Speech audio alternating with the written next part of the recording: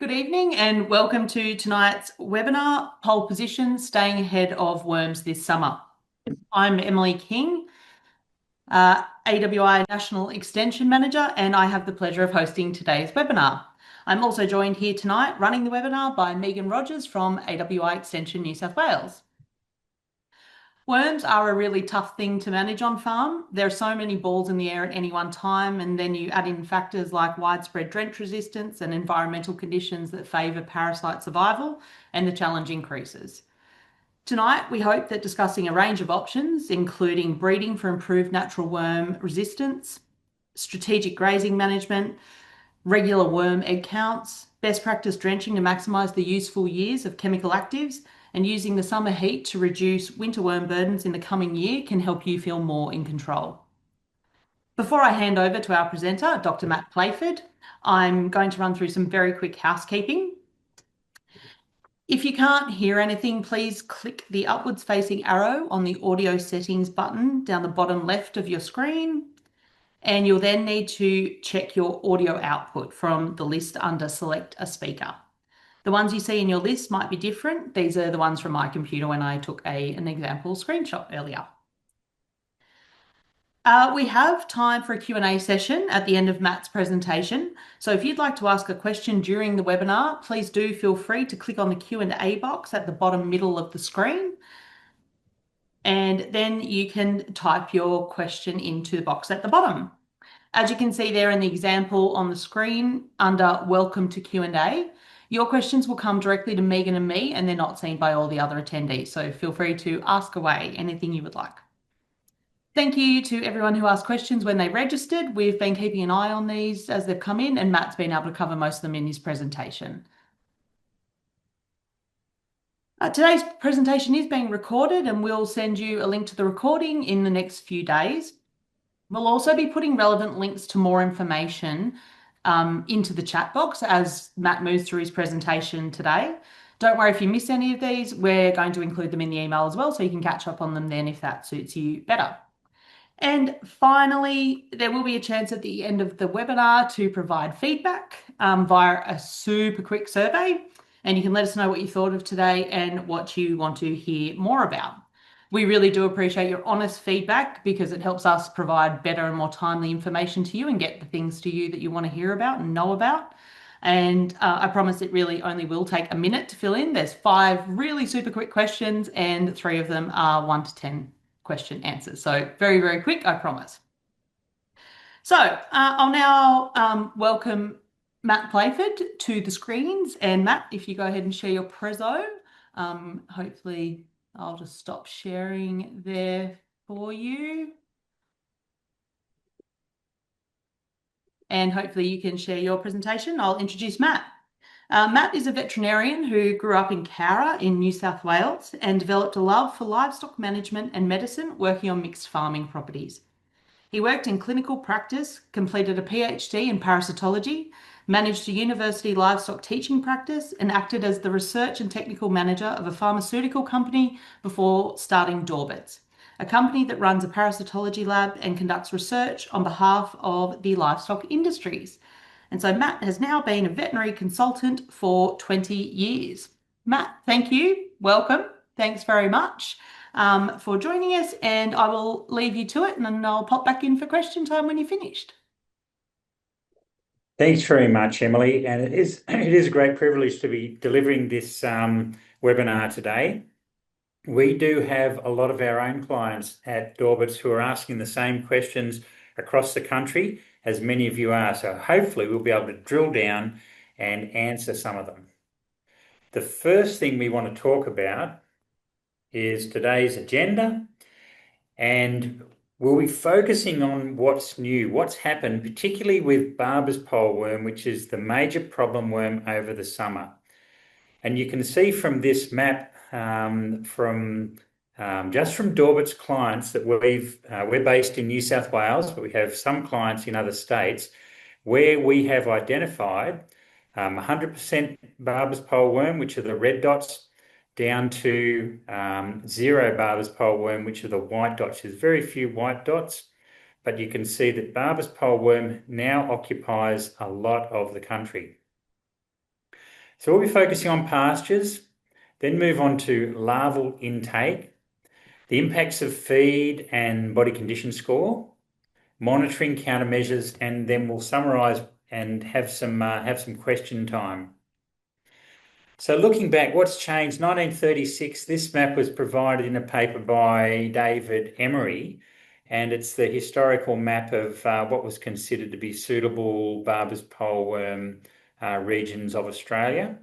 And then their update shows a bit more widespread area. And this relates really to the suitability for Barber's poleworm occurring. It's a bit surprising to see the red shades there in central Victoria, which are often considered to be, too cold or have too dry summers for Barber's poleworm.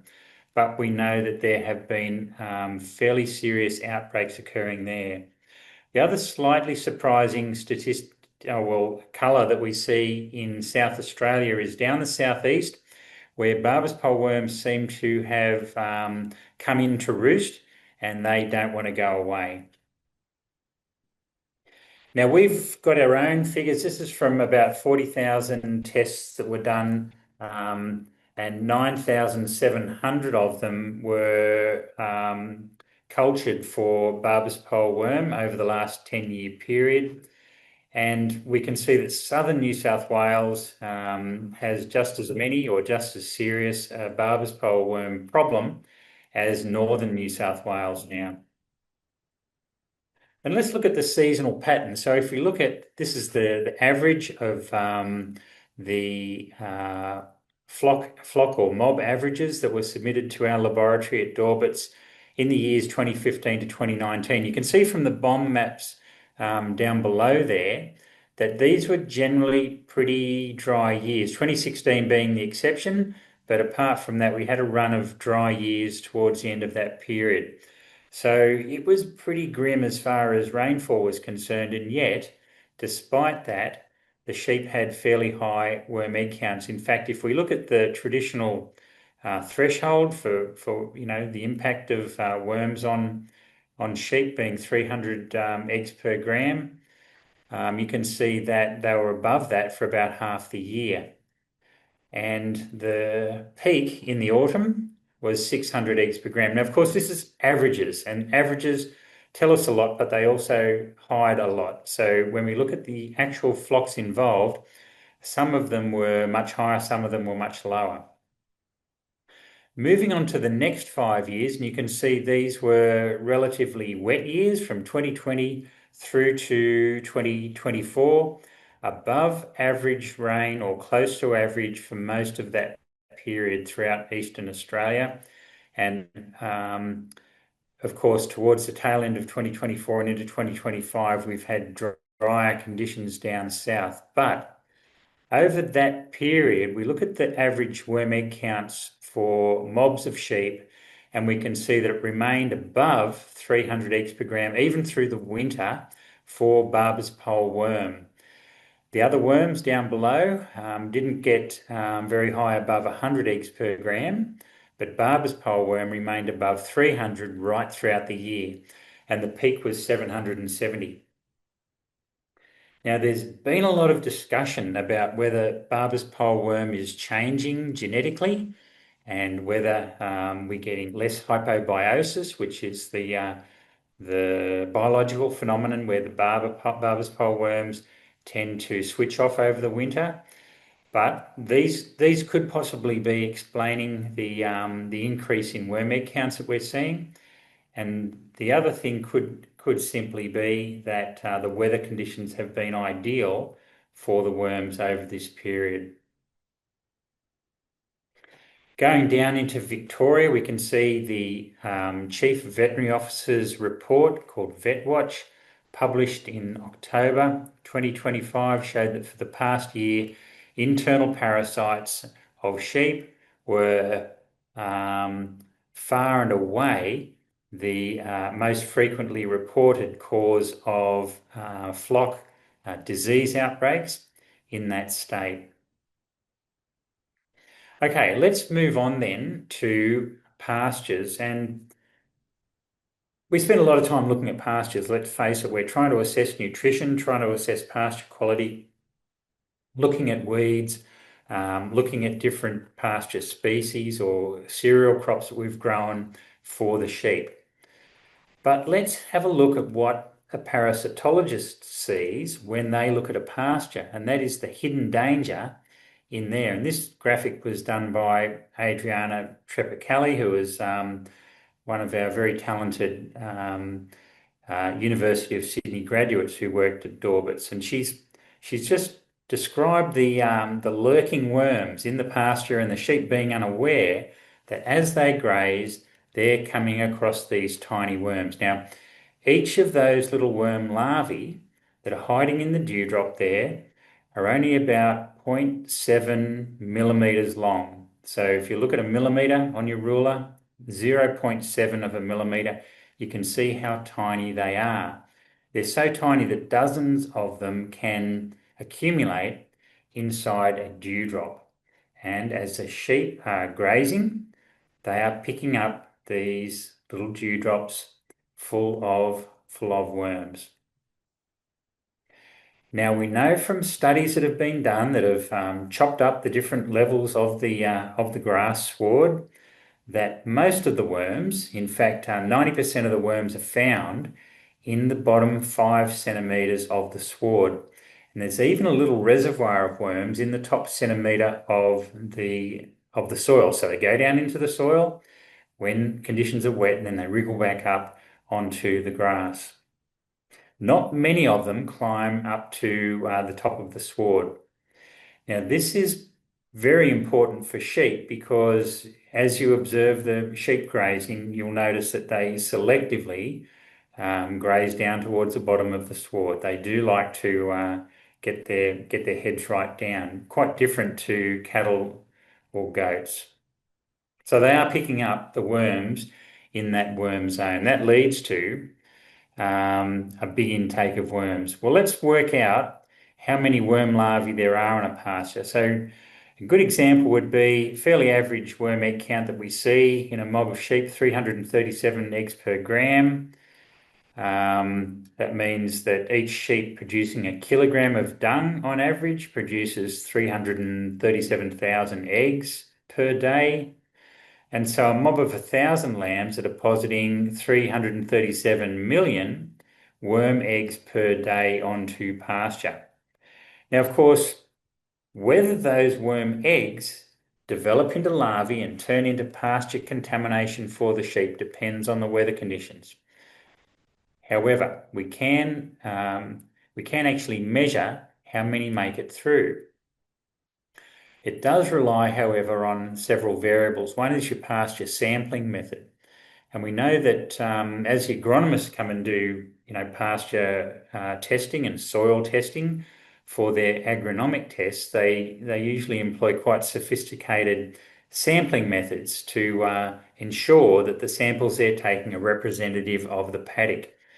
And the same holds true for sampling pastures for pasture larval counts, but the variable or the wild card that we can't control is where the stock actually deposit the fecal pats. So they might deposit half of them in their camps, and they might deposit the other half in places where they frequently graze.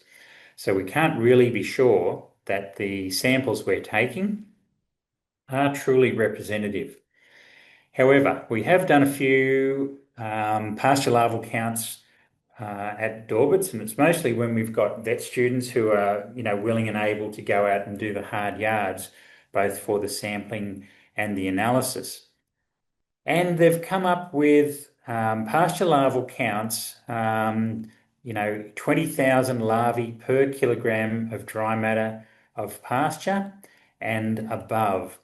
And just as a bit of a sanity check, we did a check with other researchers who've been looking at pastures in Australia, and you can see there that cattle and goat pastures, which were tested as part of the biowormer trials in Armidale by researchers from VHR and UNE, got similar levels, 20,000 larvae per kilogram of dry matter.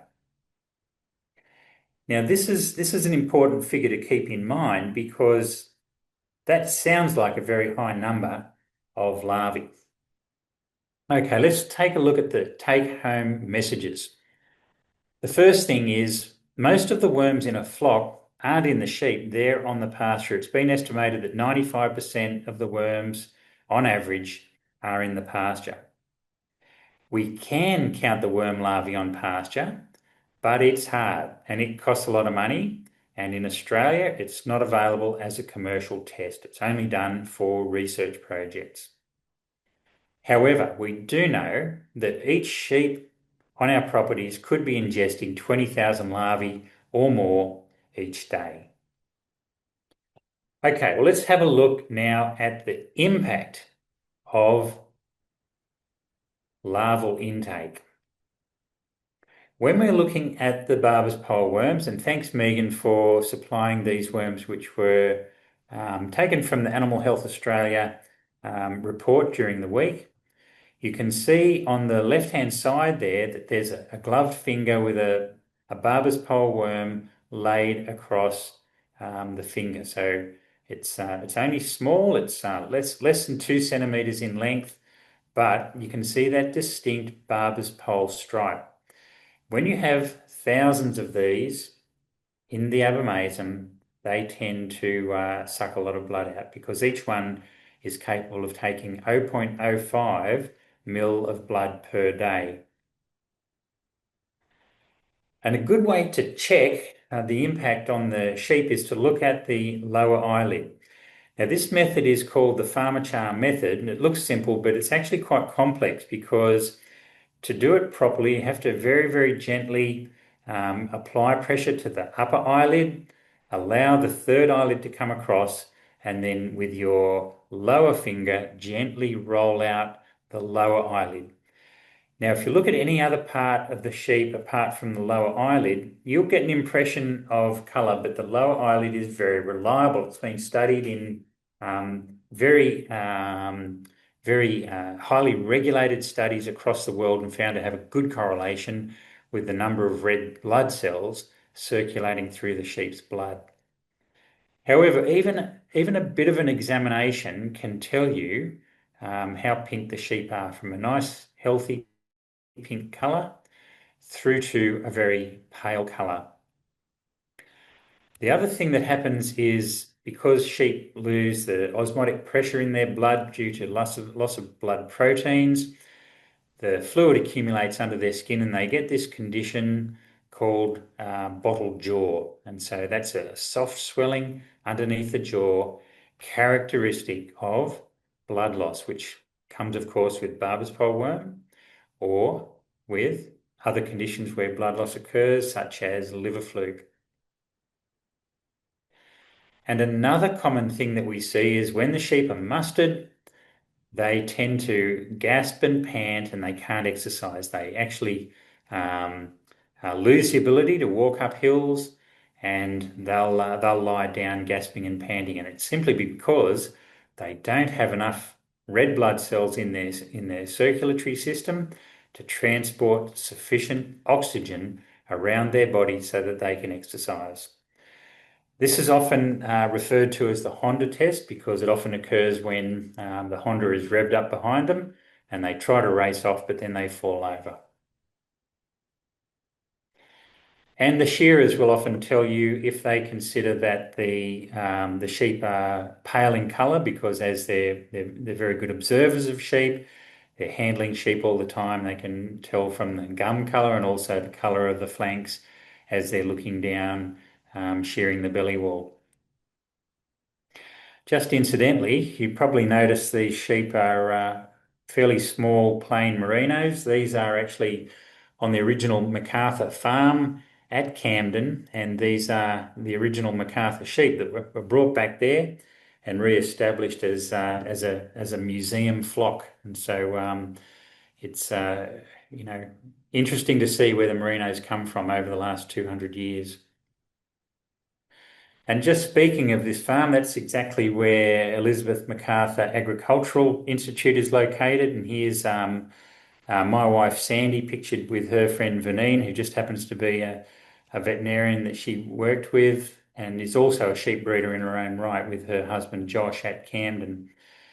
And they helped out in a trial where we did pulse oximetry. Now, if you've ever been to hospital, you'll notice that one of the first things they do is they put a little clip on your finger, and they'll test your blood oxygen levels. And we did this with the sheep by putting a little pulse oximeter on the ear of the sheep. We measured their worm egg counts, and we found that when sheep have a very high worm egg count, they also have a very low blood oxygen level. And this is shown in this graph here. As the worm egg counts go up, then the blood oxygen levels go down. So it's consistent with the fact that large numbers of worms in the abomasum of the sheep are sucking the blood, and so there's less blood cells to carry oxygen around the body. Now, gives us a very good tool, which is worm egg counts, that we can use to test whether the sheep are at risk from barber's poleworm.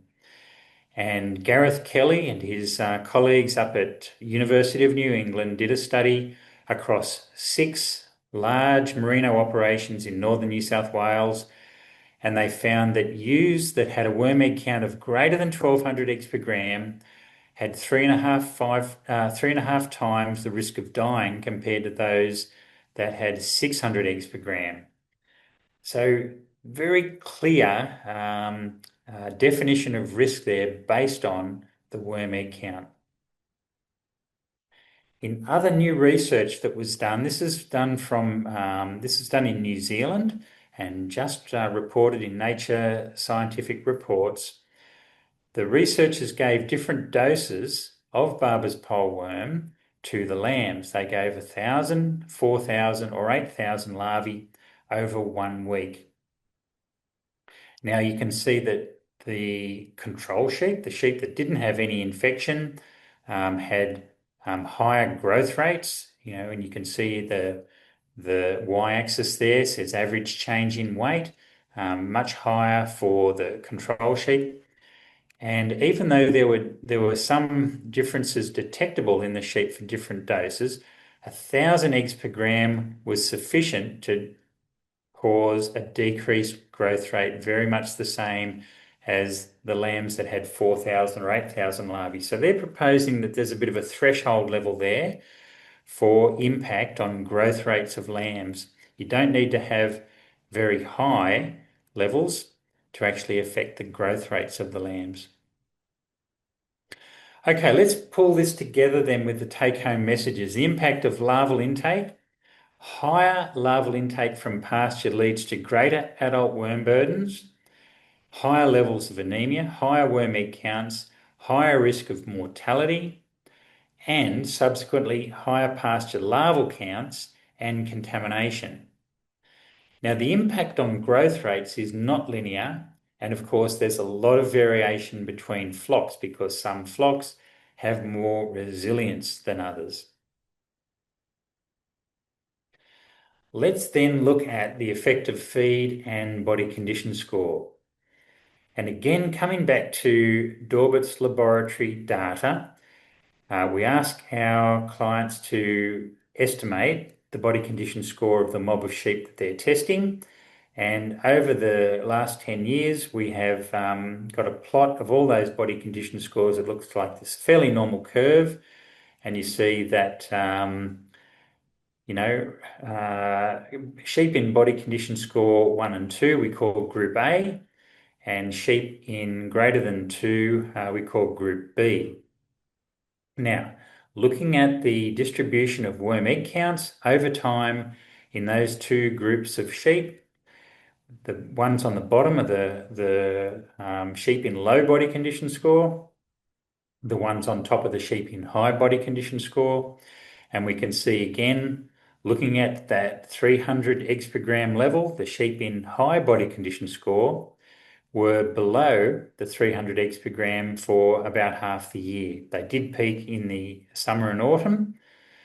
However, the sheep in the low body condition score were above 300 eggs per gram for the entire year. They never actually had worm egg counts that were below 300 eggs per gram. The other interesting thing is the peak, 630 in the low body condition score animal, and only 455 in the autumn in the higher body condition score animals. So one clear way of both reducing the number of worms and the worm egg count of sheep, and also reducing pasture contamination, is by keeping sheep in a higher body condition score. And of course, the AWI-sponsored Lifetime U project has been very successful across Australia of improving our ability to use body condition score for nutrition and for reproduction. Looking at the effect of nutrition, this was very clearly demonstrated in this paper, which was done in Mexico in Pelibui lambs. And they looked at the effect of 3 feeding levels. So they took identical lambs and put them in 3 different pens, and they gave one mob of lambs enough feed that they were growing at 75 grams per head per day, which is, fairly typical of our lambs over summer if they're on fairly ordinary feed. Then they gave another group enough feed for 125 grams per head per day. And the third group were on rations that were more like feedlot rations, so that the lambs were growing at 200 grams per head per day. And if you look at the percent body weight that each ration was made up of, it's about 3% for the lowest and 3.7% for the highest group. Now, all those 24 kilo lambs were given 10,000 infective larvae of Barber's poleworms twice, day 0 and day 1. Let's look at what happened. Over the next month, they measured the worm egg count of all of those lambs, and they found that there were big differences between the lambs on the better plane of nutrition, which never got above 1,000, and the lambs on the lowest plane of nutrition, which peaked at 7,900 at 25 days post-infection. So big differences in the worm egg counts of the lambs. And when they looked at the blood levels, in fact, the percentage of the blood that was made up of red blood cells, or the hematocrit, you can see a distinct difference there over the 28 days between the lambs that were on the highest plane of nutrition and the lambs on the other 2 planes of nutrition. So there's 2 take-home messages there. Mobs of sheep in higher body condition score have lower worm egg counts. And lambs on more feed have lower worm egg counts and less anemia. So not only are they growing better, they're at less risk of dying, but they're also causing less contamination. Okay, then, how do we monitor mobs of sheep to see how they're going with the worms? Well, look, the tried and tested method, and still the most popular method, is worm egg counts. And there are many different ways available. Apart from the sensitive methods that we're using in the lab and the high throughput methods, there are pooled methods available at stores and vet clinics using FecPac, Parasite, and the new system called Oversight. In our lab, we still use McMaster worm egg count chambers because we've found that they are the best for high throughput sampling. And we like high throughput sampling because when we advise our clients, we want to be able to give the best possible advice. So we get them to collect samples in a 15 well tray to make sure that there's 15 distinct samples from the mob. And the reason for that is because we know that the more samples you take, and this has been recently shown by Michael Steer, or confirmed by Michael Steer and his team, who published this research showing that the more samples you take, the more accurate a result you're getting for the worm egg count. Not just for estimating the mean, but also for correcting for the inherent variability that you get when you take subsamples out of a mixture. So a good example of this is if you had an average flock worm egg count of 423, you could say, well, okay, I'm going to manage that mob of sheep based on an average of 423. If you had 3 counts from the lab that made up that 423, you could say, okay, well, they range obviously from 230 up to 560. Maybe there's a need to split that mob, or maybe some of them need drenching, some of them don't. And when you look at 15 results, you can see that some of the sheep are zero, some of them are up in the thousands, and then some of them are in the middle. And so the actual makeup of or the distribution of worm egg counts in the mob is very important, as well as the average. So strongly recommend using testing that looks at individual tests when you need to know about the sheep. And then once you've got a bit of a history with them, you know what the mob's doing, then you can move on to pooled testing. The other thing to always keep in mind is that there's a lot of variation between testers, and there's only one way of ensuring that your testing is accredited, and that is with the nationally recognised Parabos Wet QA certification scheme. And it's a very easy to complete test that's sent around each year, administered by University of New England. And they test all of the laboratories that put their hand up to be tested, and the ones that don't, of course, don't get accreditation. The other thing to remember is the worm egg counts don't tell you the whole story. It's important to look at the sheep. So just emphasising the importance of the pharmachar test and looking at the lower eyelid of the sheep to see what colour it is. Also checking their body condition score and looking at their general demeanour, their vigour, working out, are they lively, are they falling over, and you can get a pretty good handle on how well they're doing. The other critical thing is worm identification. In our lab, we culture up the worms every day, and we put them in the incubator for a week, and then we look at the third stage larvae to see what type of worms they are. And that's why we can produce those graphs showing the distribution of different types of worms throughout the year.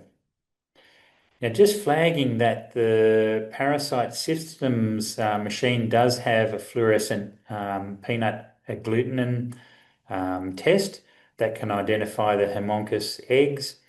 And the new Oversight machine also has an egg morphology test or egg morphometrics test that looks at hundreds of eggs and tells you what percentage are Barber's poleworm as well. So it's interesting that these pooled testing point of care test systems are providing technology to make things more convenient for getting very fast, rapid turnaround results.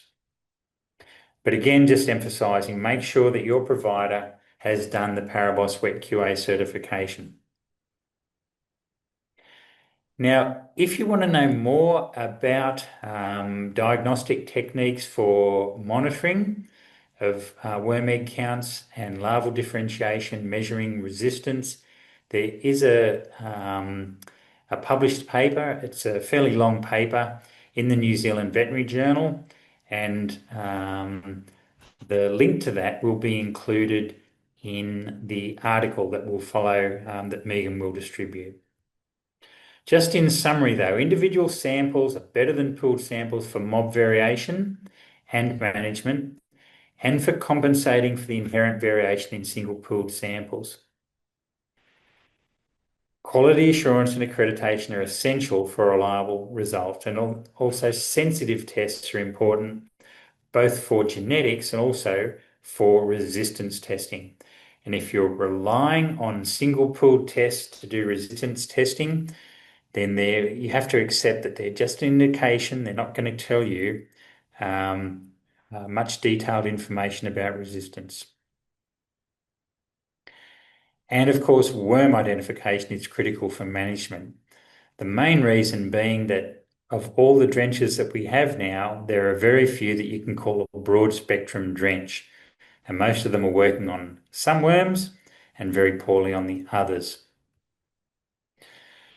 So the take-home messages on monitoring are that worm egg counts are a cheap and reliable way to monitor.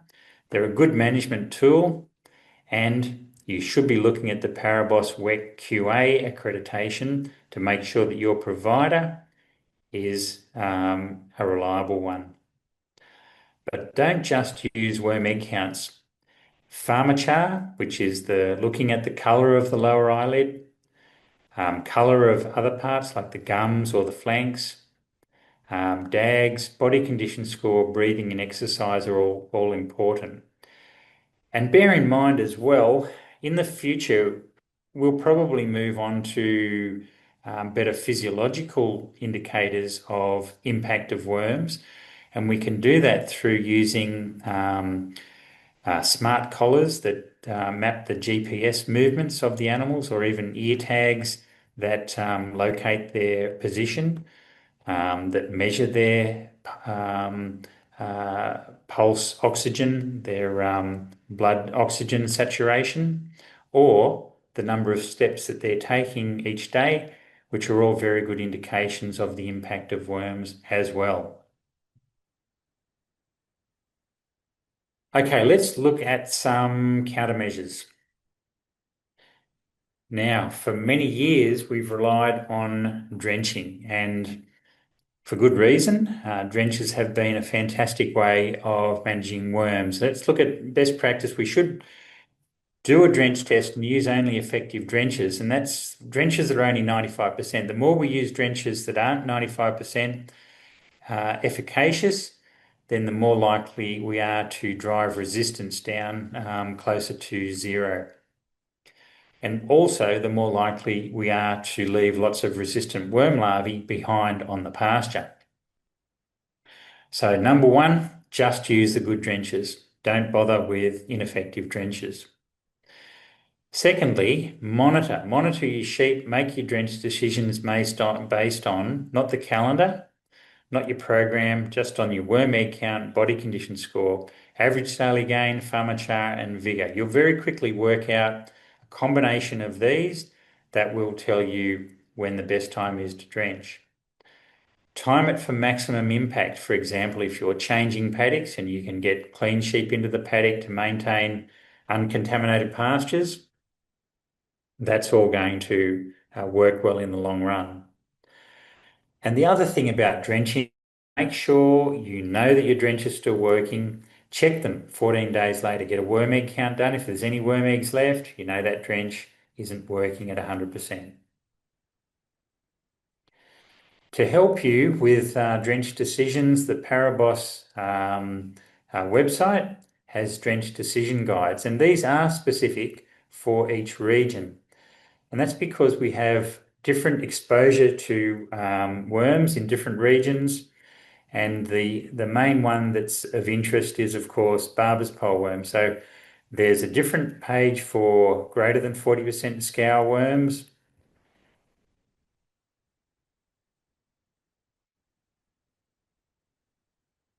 or greater than 60% barber's pole worms.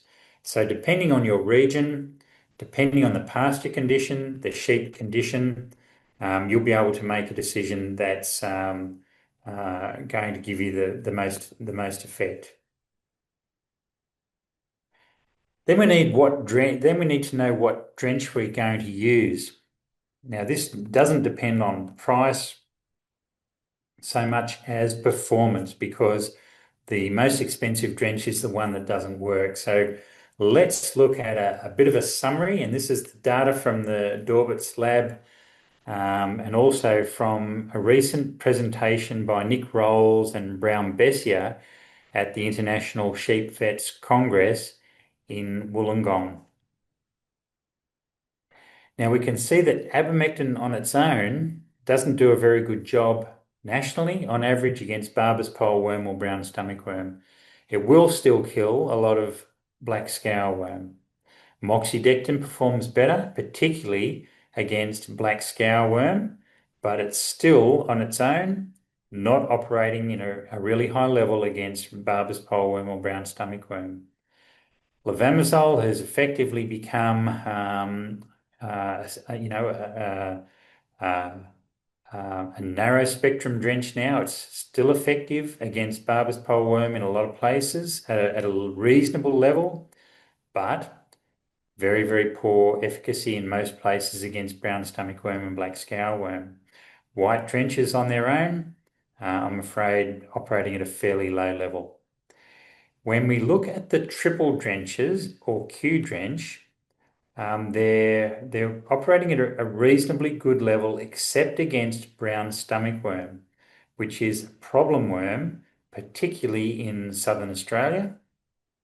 And then we've got the new drenches, Zolvix Plus and StarTect, which is still operating on a fairly high level, with a few notable instances where their efficacy has been below 95%, but in general, operating at a very high level. Now, Closantel is the outlier there. It's used specifically against barber's pole worm and liver fluke, and the further south you go, the better it works. So if you're in Queensland or northern New South Wales, you'll probably find low efficacy, but the further south and west you go, the better the results are. The one I haven't included there is naphthalifos. It used to be called Ramiton, and now it's called Polevolt, or quite a few other brands similar to that. And it's still operating quite well against barber's pole worm, and in combinations does a reasonable job against the other two worms.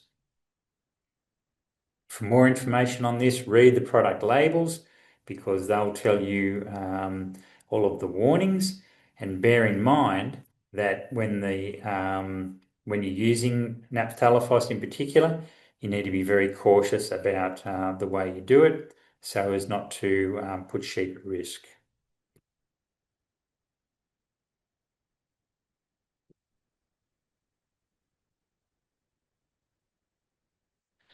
Okay, so quarantine drenching, up until very recently, we'd say use 4 actives, one of them being a new active.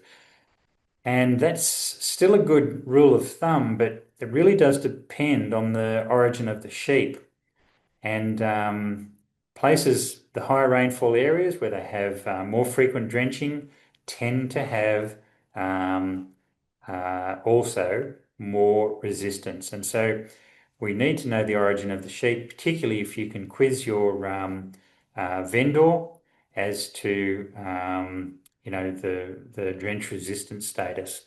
And then a new drench, use a new drench, StarTect or Zolvix, and a combination of old drenches. So you want to use at least 4 different active ingredients. Now, we can't be confident that these drenches have worked fully, so keep the sheep in your quarantine paddock 14 days until you've checked that the drench has worked.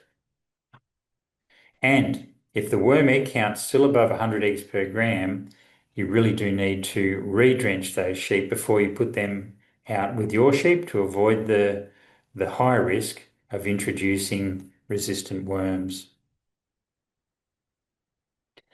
Locking up paddocks is the best way, and we know this from the nomadic herds that, the nomadic herdsmen, flock masters that took sheep across Central Asia over the millennia, in prehistoric and long ago times. They'd only bring the sheep back to graze the same pasture after a year, and so it had the same effect of locking up the paddock for a year and spelling those pastures. So that's still a really good way of avoiding worms, but you need to keep in mind the efficient use of the pasture as well. Just Megan asked me to talk about brown stomach worms, and I found this graph from, again, an old 1996 paper by Michael Steer when he was at Glasgow, and they worked out that brown stomach worms are actually shy breeders. So when they're in low numbers, they tend to lay a lot of eggs. But the more there are in the abomasum, in the fourth stomach where they live, the less worms, the less eggs they lay. And so you can have a very high increase in the number of worms that are in the sheep without seeing a very high increase in the worm egg count. So even a mild increase in worm egg count of brown stomach worm means that you have a large number of female worms building up inside the abomasum of the sheep that are laying eggs that last a long time. Now, we use this life cycle diagram to understand the biology of the worms, and we know that the overall life cycle is about, about just under a month, 21 days in the sheep from when they're ingesting those third stage larvae through to when they're laying eggs and the eggs are being excreted. However, there are two exceptions. Nematodirus, the ones with the big eggs, can complete their pre-patent period, the period in the sheep, in as little as 14 days. And the barber's pole worms can do it fairly rapidly too, as little as 16 days. Now, the other thing is when the eggs hit the ground, the barber's pole worm eggs have to hatch within 5 days or they're kaput. And so they need conditions above 10 degrees Celsius and they need lots of moisture. And you're thinking the equivalent of about, 2 days rain, or they're going to die in the paddock. But the scour worms aren't like that. And the Telodosargia worms, especially the brown stomach worms, will quite happily sit in that fecal pat for up to 30 days. And so they're just waiting there patiently, even over the summer. And when you get a bit of rain, then they're hatching and coming out and contaminating the pasture then. But very different biology of the worm eggs to the worm larvae, because once the larvae are out on the pasture, they will last a long time. However, the big enemy of the larvae is temperature, because as the temperature goes up, so does their metabolic rate, and they'll quickly dance and wriggle and carry on and run out of energy and die.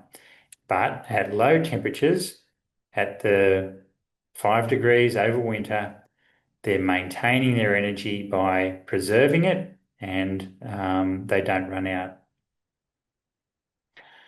So you can use these biological features of the worms to do grazing management to create low worm risk paddocks. And you can create low worm risk paddocks for autumn and winter weaners by using smart grazing. And there's a lot of detail on this for each region on the Worm Boss website. So I'd encourage you to have a look there.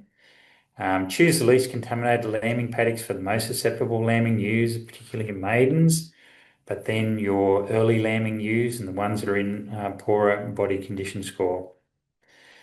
And then select your weaning paddocks with lower worm risk. And so using hay paddocks, new pastures, stubbles, paddocks grazed by mature cattle. We know that as time goes on, the amount of larvae on the pasture decreases, but it's again according to temperature. So you can imagine the worms in the orange line decreasing very slowly because they're not wriggling very much, but the worms in the blue line at 35 degrees in warm conditions, wriggling a lot, running out of energy, and they're dying. In fact, they're completely gone by 90 days. And you can use this graph, which again is on the WormBoss website, to calculate the amount of time you need to spell a pasture. Now, that just tells us the percentage. It doesn't tell us the absolute number of larvae on pasture. You can make hay or silage. Of course, that takes away a lot of the worms and it also opens up the bottom of the sward where most of the worms live to UV radiation and drying heat so that they dry up and die. Or you can use biowormer. Now, this is a fungus named Duddingtonia flagrans, and added to the feed, attacks the worm larvae in the dung once it's on the ground and kills them. And you can see that there's a big impact of the blue line there. The red and green lines both have biowormer in the feed, and the blue lines only contain just normal dung. And the percent larval recovery goes from about 50% average on the blue line to less than 20% on the red and green line. So a lot less larvae come out of the dung of sheep that are on biowormer. And when they actually applied this to the paddocks, and these trials that were done in Australia, up around Armidale by CSIRO and UNE researchers, they found much lower total worm count in the tracer sheep which were introduced during the study that had biowormer in their ration. So you have to do a bit of a cost-benefit analysis to see if that's going to suit your operation, but it's certainly a practical way of decreasing contamination of paddocks for particularly high stocking rate operations. Rotating with cattle is one of the best things you can do because you also get a return from the cattle, and if you run your stocking rates right, then the cattle and the sheep improve each other's pasture by utilising the pieces of pasture that the other species of animal doesn't use. So this is a tried and true method that's it's not going out of fashion, it's still widely used. Now, to actually calculate pasture contamination without going to the huge expense and trouble of doing pasture larval counts, we do use a little spreadsheet, and we have to be a bit careful with this because we're estimating the number of larvae that develop from the eggs that are dropped on a pasture. And that's something that's very dependent on temperature and moisture. And so it is very much an estimate, but it does at least give us a hard figure that we can aim for, that we can use to predict how badly a pasture is contaminated. Now, much more sophisticated models have been built using this glowworm approach, and particularly in Europe where they've used it to model both sheep and cattle pastures to try and work out how badly contaminated they are, and they've been validated against pasture larval counts. So that hasn't been used in Australia in that same way, but I think it's going to have a lot of appeal, particularly if it's in the form of a small app or something that's easily accessible that you can use to make decisions.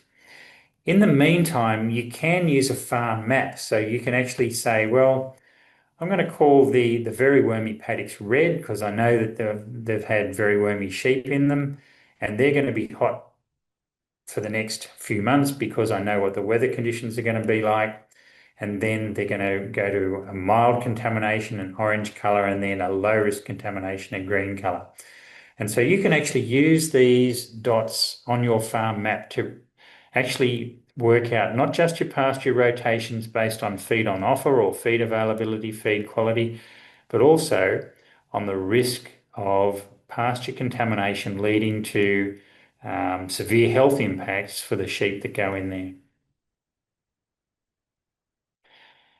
Okay, we'll probably realise only after this has been applied that sheep genetics and using selection of sheep is probably the best tool of all we have for preventing worms in sheep.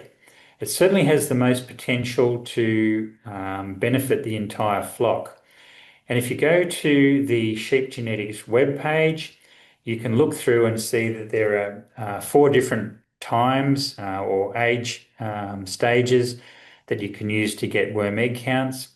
And any sheep that are for sale that have an estimate of their ASBV, or Australian sheep breeding value for WEC, that will be a big benefit for you. So you look at, for example, the weaning worm egg count. The top 40% are -25, and that means that compared to the average, they'll have lower, or their progeny will have lower worm egg counts. Now, if you don't look at WEC when you're selecting a ram, for example, you could very well choose that bottom ram, or the one of the lower rams, and that ram will give you lambs that always have high worm egg counts. So in one simple decision, you can actually avoid a major headache. The other thing that improves immunity to Barber's poleworm is the Barbovax vaccine. This is a vaccine that was developed both in Edinburgh and Western Australia by researchers who have identified antigens that they can target with the vaccine inside the Barber's poleworm, so that when they suck blood, they're actually sucking in the source of their own destruction, and they basically explode from the inside. Now, a lot of producers are already using this, and if you're not using it, you have bad Barber's poleworm problems. Let me just show you some of the results from, again, very recent research. And this is published in Veterinary Parasitology 2025 by Andronikos and research partners. If you look at the green sheep, they're the selected genetically resistant sheep, and their cumulative worm egg counts are very low. The blue sheep and the red sheep have got very high cumulative worm counts because they're either unselected or susceptible.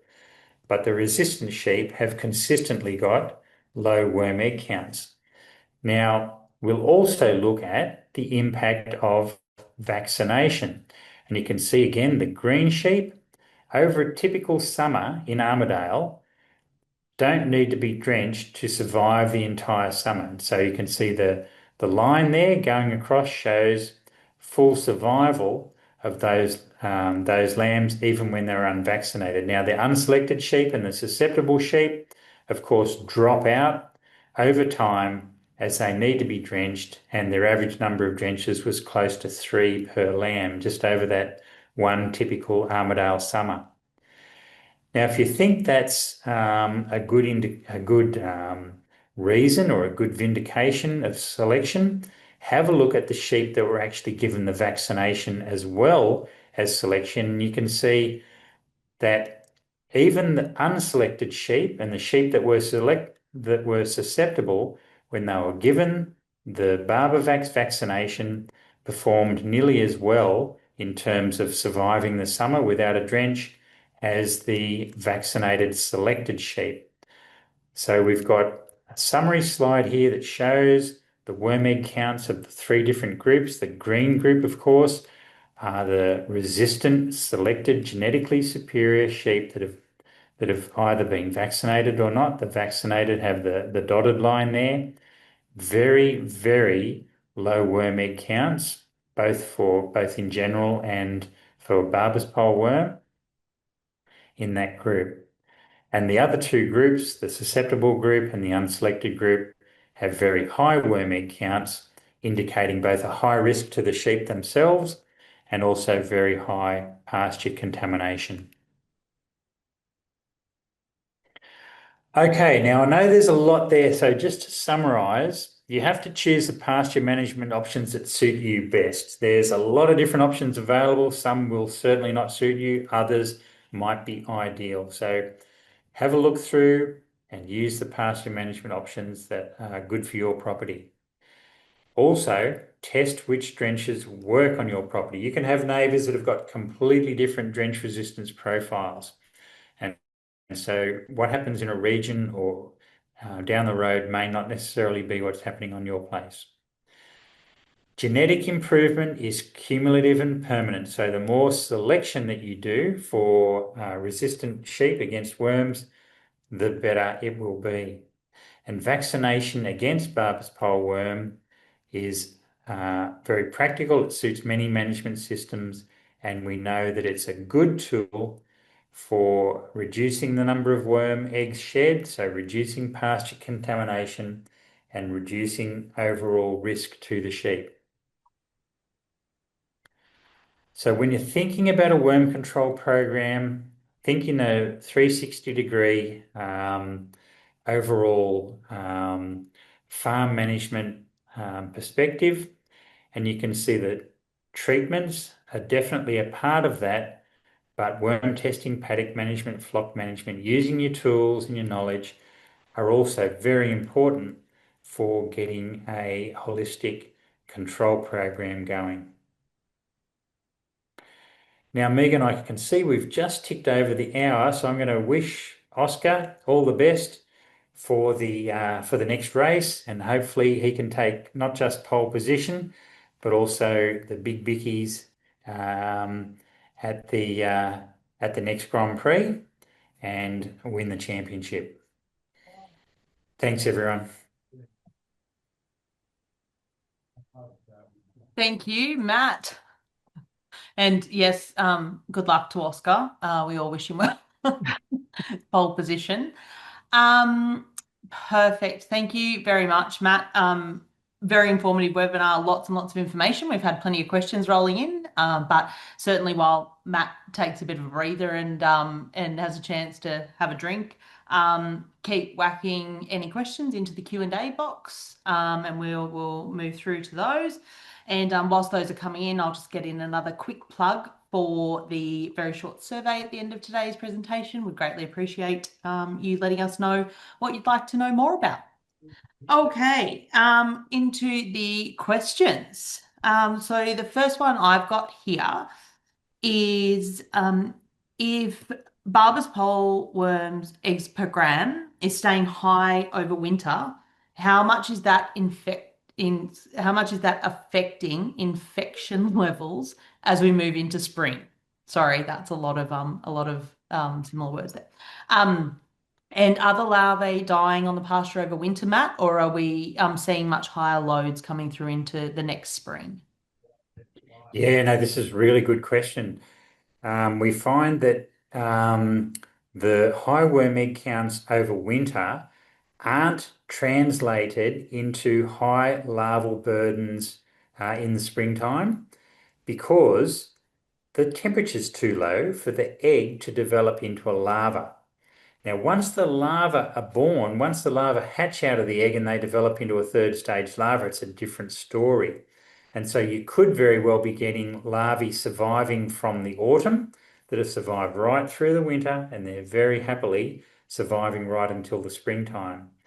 And the second thing is, as soon as conditions warm up, then those high worm egg counts that the sheep have maintained across the winter will then start to hatch.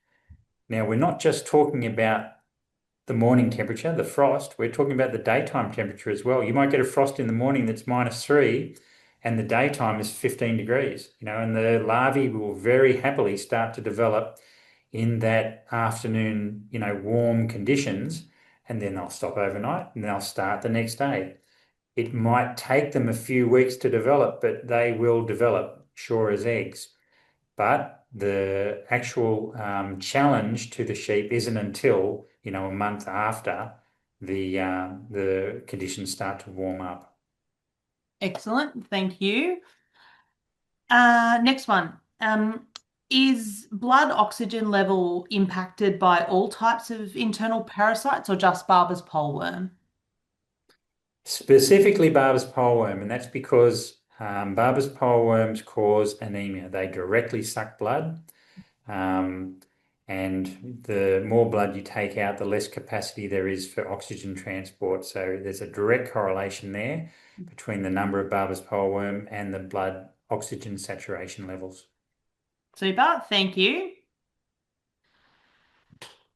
And hopefully you might be able to answer this from your Dawbuts data or some industry data. What is the average level of drench resistance of Barber's poleworm to the main drenches available? And how can I minimise or slow resistance? in my flock? Oh gosh, the big ones. Yeah. Look, the good news is there was a nationwide survey of drench resistance published in 2014 in the Australian Veterinary Journal. And so if you look that up through Google Scholar, you'll see that's available. Um, and there will be another one published very soon in the Australian Veterinary Journal, and that's the same data that was presented by Nick Rolls and Brown Bessier at the Wollongong International Sheep Vets Conference will be in a paper all collated for everyone to read and published in the Australian Veterinary Journal. I think it's going to be out before the end of the year, but sorry, it's not in my control to deliver. But all those figures will be there. However, you need to be just cautious about looking at average figures because they show you the trends, but they don't tell you what's actually happening. So you need to actually do a drench test on your place. Excellent. Thank you. But I mean, broadly speaking, we are seeing relatively high levels of drench resistance across Australia, and it's well worth people actually checking it for themselves at home. Totally. Yeah, Yeah, cool. I just remembered the second part of that question, Em, and that was how do I slow drench resistance on my place?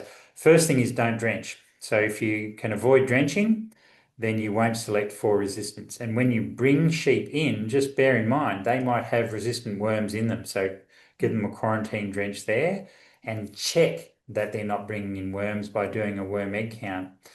Then if you do need to drench, use only drenches that have got very high efficacy. We want drenches that, 95% and better. And you'll slow the level of resistance onset because only a very few number of resistant worms will be surviving. Thank you. That leads very nicely, that answer, into this next question here. How long after I drench should I wait to put sheep onto a clean paddock?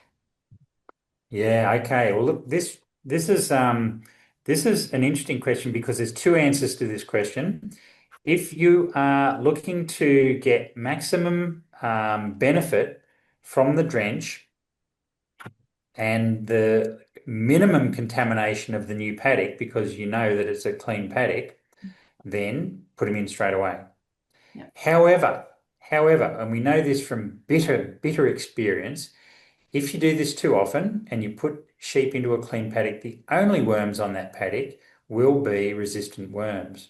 And so if you keep on doing that 5 years later, you'll have developed a nice dose of resistance. So you have to actually know what's the status of the paddock you're putting sheep into. If it's for example, a stubble paddock, there's a pretty fair assumption that there's no worms there, particularly if you've had a, pretty dry harvest and you're putting sheep into a paddock that's got very little green pick in there. However, if you're putting sheep into a paddock that's got a lot of, a lot of leaf matter, a lot of green matter, good survival conditions, cool conditions for worms, and you can assume there's going to be larvae there. And you can quite happily put sheep in straight after they've been drenched. Perfect. Thank you. Is there any way I can use a long acting if I've got barber's pole for my breeding ewes pre-lambing? Yeah, in fact, that's probably the most common way that long-acting moxidectin is used in ewes pre-lambing. So two really important points to remember. One, moxidectin is a lipophilic molecule, and so that means it's attracted to the fats that are put into the milk.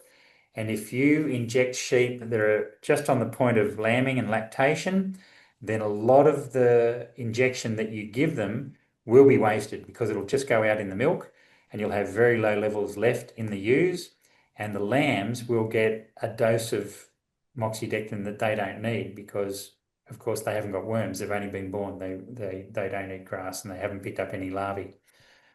And so that means that you really should be giving the moxidectin about 4 weeks, 4 weeks prior to start of lambing, planned start of lambing.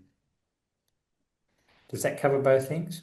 Yep. Second thing is moxidectin on its own doesn't kill barber's poleworm in most places now. So you need to give a primer drench, and a primer drench is usually one of the new drenches, Sulfix Plus or StarTect, or it could be something that's compatible with the moxidectin that's going to give you a knockdown before you then rely on the long acting to stop the incoming larvae over the next, hopefully, few months. Thank you. If I've got resistance, known resistance of barber's pole to abamectin, Mhm. how should I use the newer drenches given they've got abamectin in with the new active? Yeah, no, great comment. They've got abamectin in there. Just as a way of rounding out the efficacy, we know that onset of resistance is very rapid to a new molecule, even if it's on its own, but it's slowed down when it's in combination with another active ingredient. Abamectin was chosen, 10 years ago when these new actives were released or new combinations were released because it's got very good efficacy most of the time against black scour worm, and so it does round out the profile a bit, and also because it's in and out. It doesn't have a long uh, time in the bloodstream or the gut of the animal. It's metabolized quite quickly, and therefore it has a similar profile to the actual new active ingredient. So that's why they were chosen, but they're still in there. Them being in there doesn't necessarily create a no-go zone for the new products because it's hard to avoid. You can't actually use the new products without ivermectin.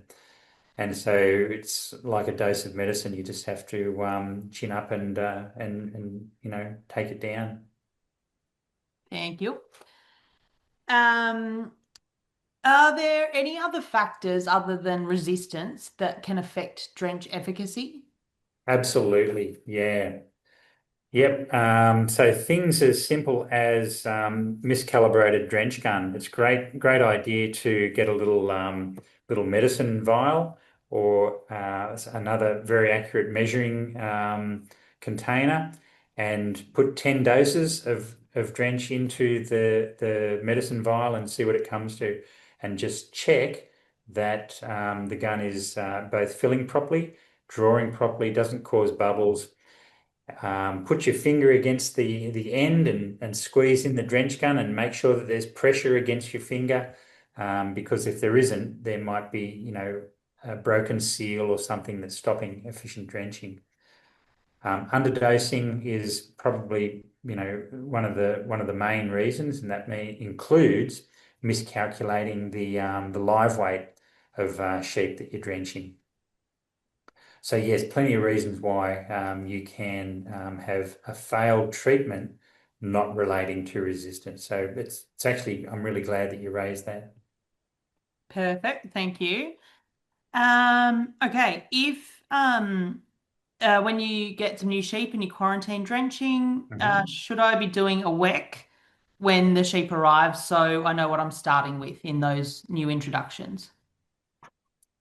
Yeah, look, if you can do a wet straight away, that will give you a good idea of what to drench with as well, because you can work out if they need a Himonka specific drench included or something like that. So that will give you a much better insight into what quarantine drench you should use. Super. Okay. How long do we need to lock up paddocks for? You said that, obviously a year would be nice, but that's not really practical for most people's paddock rotation. So how long should people be locking them up for?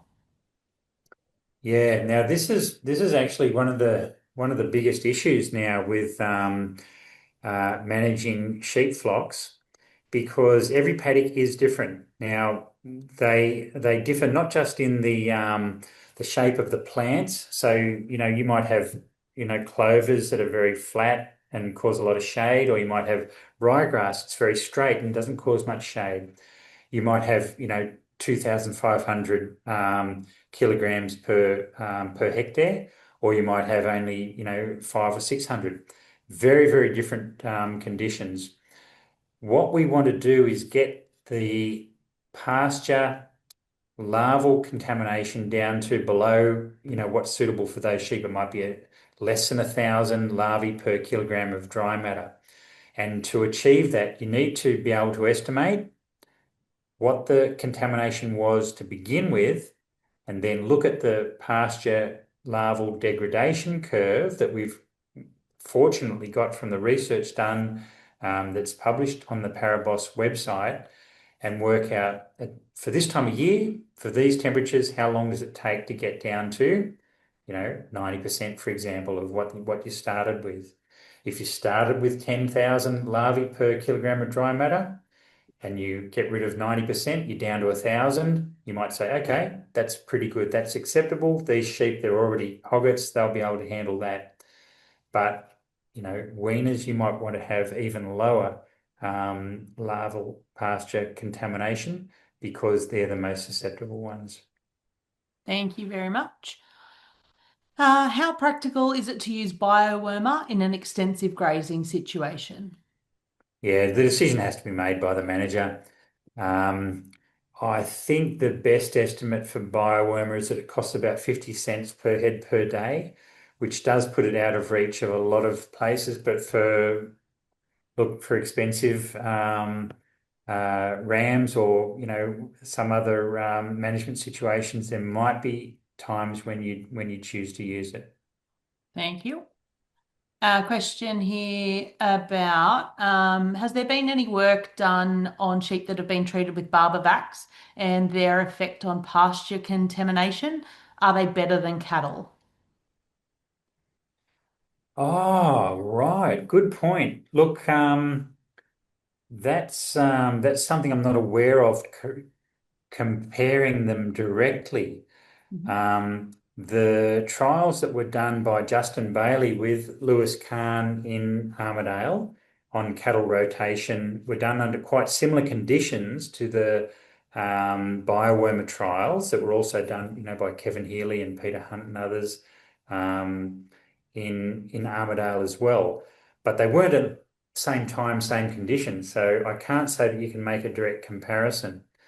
But they tend to work in different ways, and they are complementary. So I'd be happy to say that, both could be a good fit in your pasture management program. Super. Another Barbavax question here. Mm. Is the efficacy of Barbavax decreasing? A friend in the New England has a Barber's poleworm issue and is spending about $12 a head per year and said that he thinks that the vaccine is lasting for less and less time. Yeah, look, I suppose it's only speculation to say that the vaccine efficacy is decreasing. I really couldn't comment on that. But I do know that, like, in concept, my concept of using Barbavax is to use it as a way of decreasing pasture contamination.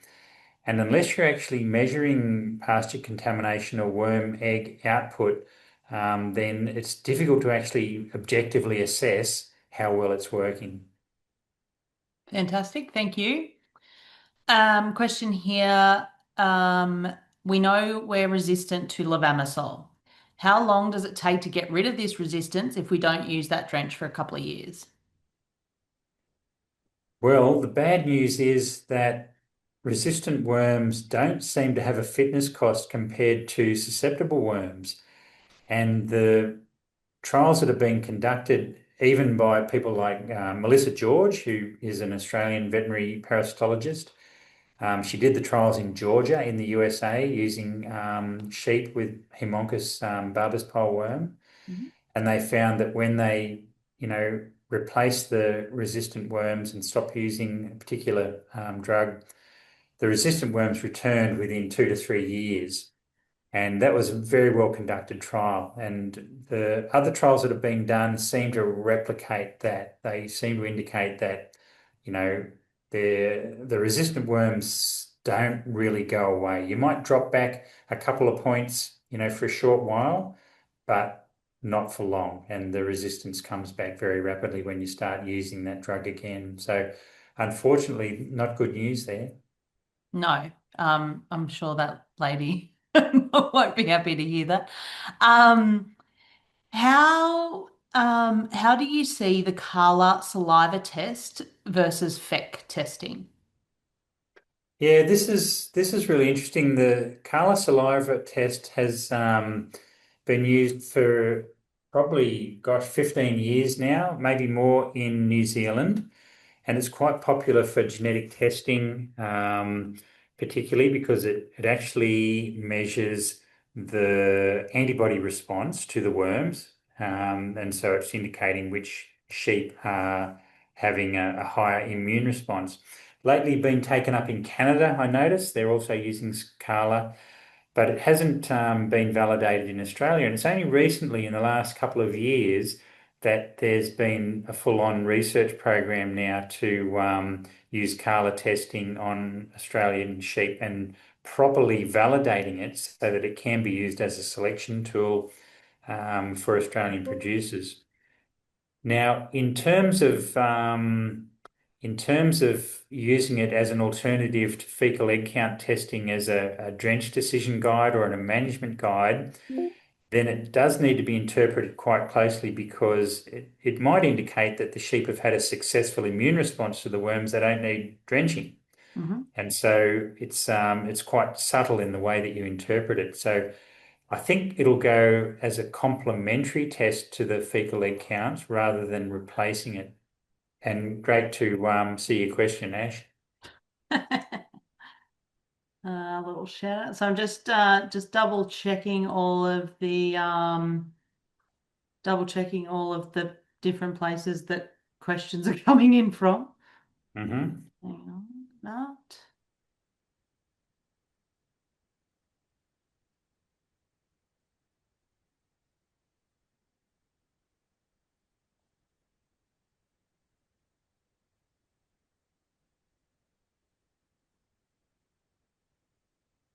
Um, I'm often asked, how long does it take to have a clean pasture free of worms?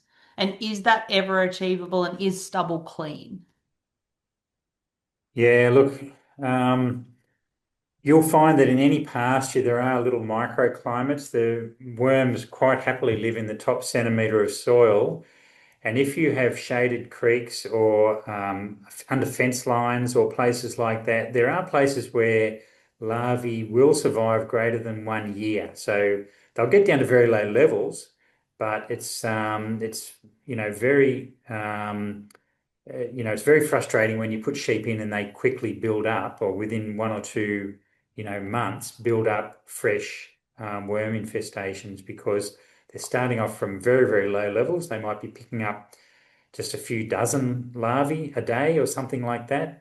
But then the barber's pole worms inside the sheep are laying 10,000 eggs per day. And so under the right conditions, that can multiply very quickly.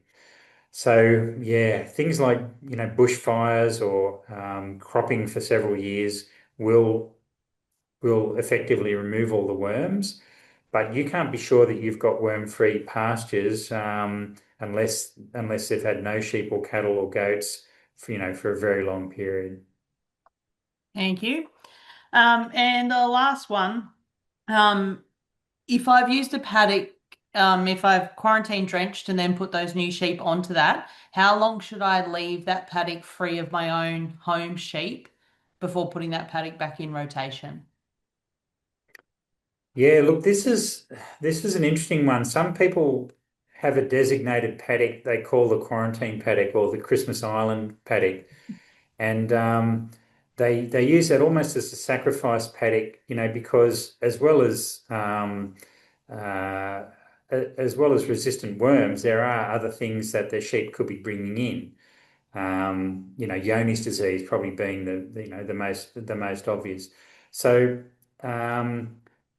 ideally, you would not actually put sheep in there. You put the horses in there, or put the cattle in there instead of putting your own sheep in there. However, um, if you were to if they were treated, they had very, very low worm egg counts or zero worm egg counts, then you could say they'd probably be fine within a couple of months. Fantastic. Mm. Thank you, Matt. Solid effort. That's brought us to the end of the questions. Thank you very much. Um, And thanks also to Megan, who has been furiously dropping links into the chat, and we'll also make sure that that all of those come out, as I said, with the email that we'll send out next week with the recording and all the links that were mentioned and put in the chat tonight. And Megan, thanks for all of your help collating all the questions as well. Greatly appreciated. Thank you to everyone who put questions in. Greatly appreciated. I learn a lot as I always do. So wonderful to have you along. Thanks very much, Matt. My Um, pleasure. Please don't forget to fill in the very quick survey that will pop up in the window after we finish. And until next time, thank you and good night.